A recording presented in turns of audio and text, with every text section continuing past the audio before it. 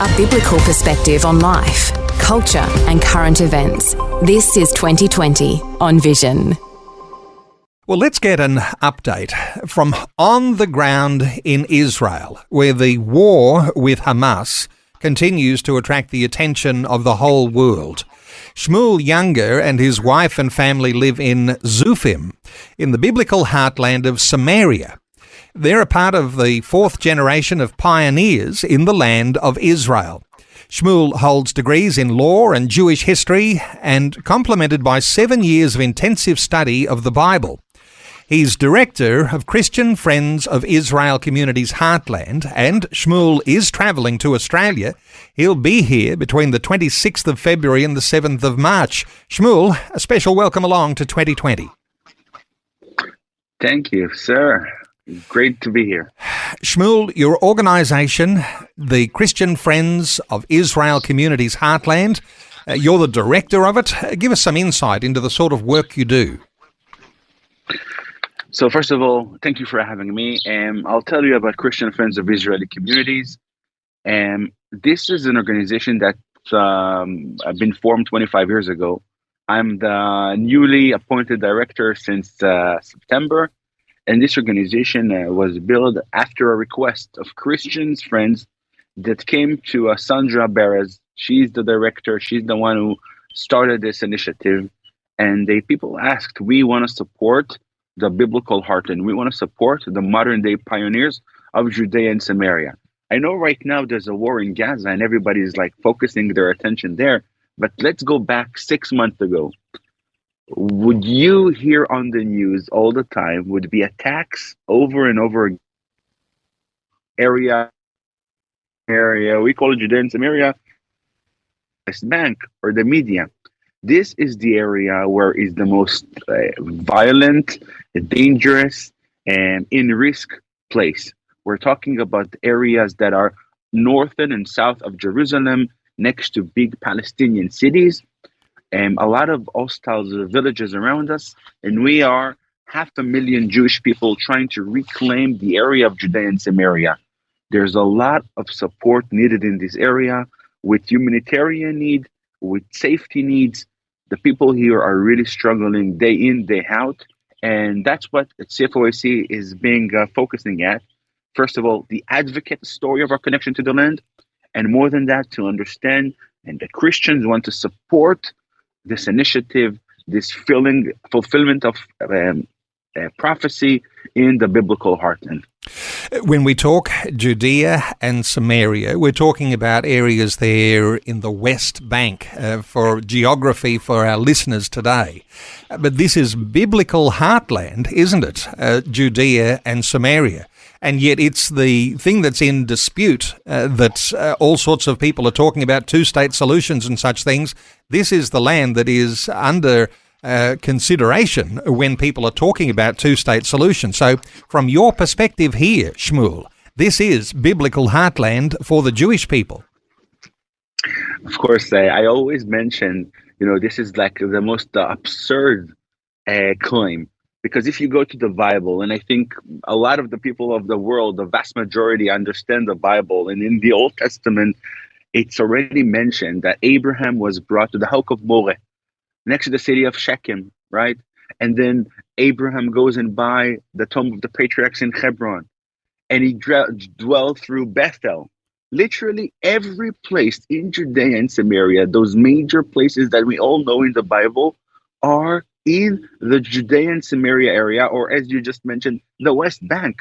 The claims about our connection to this land, if there's any connection to the Jewish land, it's this area of Judea and Samaria. And I always like to mention the fact that, the biggest, most famous city in Israel, Tel Aviv, and I would say in the modern time, it's not mentioned in the Bible. What's mentioned is Hebron, and it's Shechem, and it's Bethel, and it's Shiloh, where the tabernacle stood, and of course it's Jerusalem. When you're claiming and when you're questioning a connection to the land, you cannot question the West Bank and Judea and Samaria. Question Tel Aviv maybe. And I always see it as a funny way. They're attacking the strongest place and holding from the roots of our nation.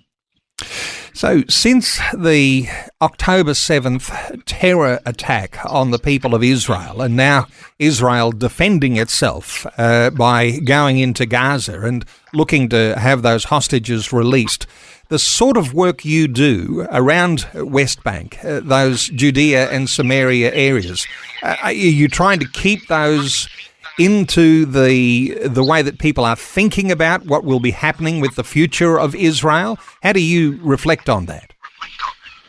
So the truth of a matter is right now, it's not the best time for a conversation about the future of Judea and Samaria. What happens right now in the area, in our communities, is literally fear. You can imagine the fact that we are surrounded by hostile villages. We saw what happened in the Gaza Strip. We saw what a huge border and a huge fence did not help.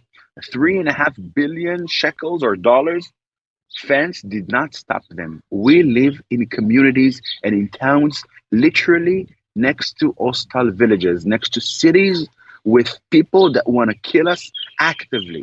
So the first and the most important thing we're dealing right now is the fact that we are dealing with safety issues, and literally we are in the state of waiting for the next attack to happen.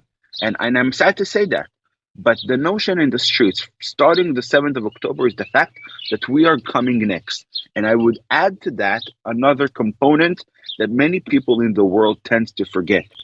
So you have a small village and you think to yourself, okay, now I have the need to protect myself. Imagine the fact that in average 60 or 70% of the males of our communities left to be drafted into the army. So now we were in a situation that communities were left without or with less men. And now we are on the verge of understanding we're going to be attacked next.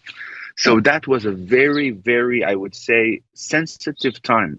And what we did in CFOAC was mainly the fact that Christians around the world understood it and support the security needs of our communities.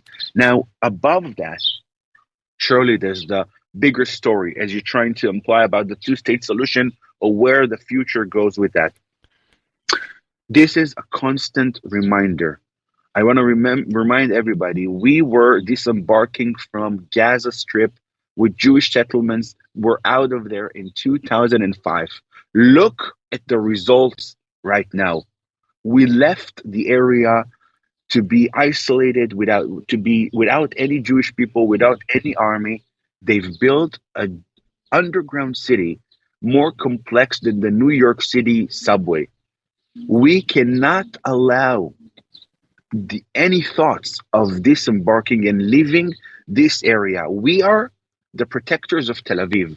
We're the protectors of all of Israel. We are the communities that surrounded the Gaza Strip and were attacked. If we are not going to be here, the border is going to be in Tel Aviv. So these are two elements. Number one, to understand the needs to support the communities and their safety, waiting for the next attack that will surely happen. And number two is to realize and to explain and to communicate the fact. Look, that's what we always said. That's what happened where you're disembarking. When you leave territories, what's filling the ground is terror, not peace. What I think listeners will be able to hear you saying here is that while it might be controversial for some that there are Jewish settlers in the West Bank, in Judea and Samaria, you're saying that if you are forced out or if those Jewish settlers left, what would likely happen would be what happened in the Gaza situation, and it would turn into a wasteland. Is that what you're saying? Because there is a civilizing influence of having Jewish people living in Judea and Samaria? I'm saying more than that. There's a need to protect the main Israel. The coast contains 70% of the people of Israel, some 5 to 6 million people. Imagine the fact that if we're going to leave the West Bank, as we call it, we're literally going to be under the situation that all of Israel is going to be with the situation to being bombarded and missiled and targeted all of Israel. Imagine the fact that Judea and Samaria were talking about mountains and hills. And when you have hills controlled by Hamas or other organizations, God forbid, if we're going to leave this area, that means that the people of Tel Aviv, the people who wants to fly from the Ben Gurion airport, all those places could be targeted. The fact that there's army here and there's civilians here, we're able to contain the Arab Palestinian cities. What happened in Gaza was the fact that because there was no military there, we weren't there, so they had a free space to do whatever they wanted. They wanted terror, so they've built those underground tunnels and they armed themselves. Imagine if we're going to live the West Bank, Judea and Samaria, all of Israel is going to be under this risk. So we cannot do it. And that's above the fact that our connections here are biblical connections. It's important to note we are here for the safety issue, but more than that, even if you would say we'll take out all the civilians and the army is going to be here, so we're not going to abandon the area of Judea and Samaria, we're going to be secured. I'm talking about something that connects Jews and Christians.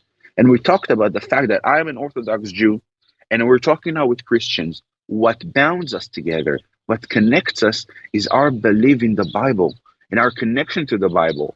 So when we are staying here, we're talking about the verses in the prophet that promise that a day will come and from the exile we will return to the land and we will return to the mountains of Samaria. So for us, it's a biblical journey. It's a prophecy coming true. There's the aspect of safety and security, absolutely. But what really brought us here, and as you mentioned, I'm a fourth generation here, is the realization that for 2,000 years, people prayed to come back to those biblical heartland spots. And we will never leave this area. Shmuel, let me ask you about the future, because, as you say, Jews have respect for Bible prophecy and it's around the land, the promised land. Christians, very interested in Bible prophecy. When we talk about the future, as I understand it, the promised land extends from the Nile in Egypt to the Euphrates in Syria. There's not an occupation of the entire promised land right now. What are your thoughts for where things might be going into the future? You asked, it's funny you're saying that because you're asking a question while we're being targeted from the south, from the north, from the east, from the west, right? Maybe not from the west, but there's an ocean there. And I'll tell you this. The one thing that really held the Jewish people throughout the generations, and, in Australia, there's a lot of conversation right now about anti-Semitism. So, for us, it's old news. Everywhere we went, there was anti-Semitism. People were against us. What really held the people together and strong? The belief and the hope. Think about it. Our national anthem, literally the name of the national anthem is the hope, Hatikva. So what we have, and I think we endured during the generations of hard time in exile, is the fact that we believe in patience and waiting for the long run. In every situation, when you look around you and you imagine the horrific situation in the history of Israel, if you really need to be realistic about it, there's no hope. When you were in the Holocaust, when you were exiled from Spain, when you were under the pogroms, when you were in the time of the Crusaders, every time we were in those deep situation, sad situation, I think what held us was the fact that we believe in the God of Israel, the Almighty, that one day will redeem us. And I think right now, when you look around us, it doesn't look well, it doesn't look promising. And right now we're being attacked. But we do believe that God has acting in a mysterious way. And what He is planning for us was there from the beginning. And we believe that what needs to happen needs to happen. When we're talking about controlling such a huge, massive area, I am not sure, what do you call by really controlling it? Does it mean that I need to live in Iraq? Maybe it means that the surrounding countries just won't attack us or live in peace, or will understand. And by the way, I think this is, a more geopolitical conversation. Maybe all of this attack was Iran understanding that now, after the Abraham Accords, we went one step forward in understanding that we indeed can live with the Middle Eastern countries, when Saudi and Dubai and the Emirates and places that we cannot imagine that would even have a conversation with us, connected to us, worked with us, and how Saudi Arabia was then coming next. Maybe we are seeing steps of the future near us. And the conversation in the Abraham Accords only implies, look what happened when you come from a level of power, from strength, from a belief in yourself, and not folding and not scared. And not, another thing is not to put the all Israel Arab conflict around Palestinians. There are other countries, there are other needs in the region, and I think we will see great things happening in the future. So many will want to stand in solidarity with Israel. Let me give that website, CFOIC.com. That stands for Christian Friends of Israeli Communities Heartland. CFOIC.com. And Shmuel, coming to Australia 26th of February through to the 7th of March. Shmuel, thanks so much for sharing these thoughts with us today on 2020. Thank you so much. It was great being here. It was great. Thanks for taking time to listen to this audio on demand from Vision Christian Media. To find out more about us, go to vision.org.au.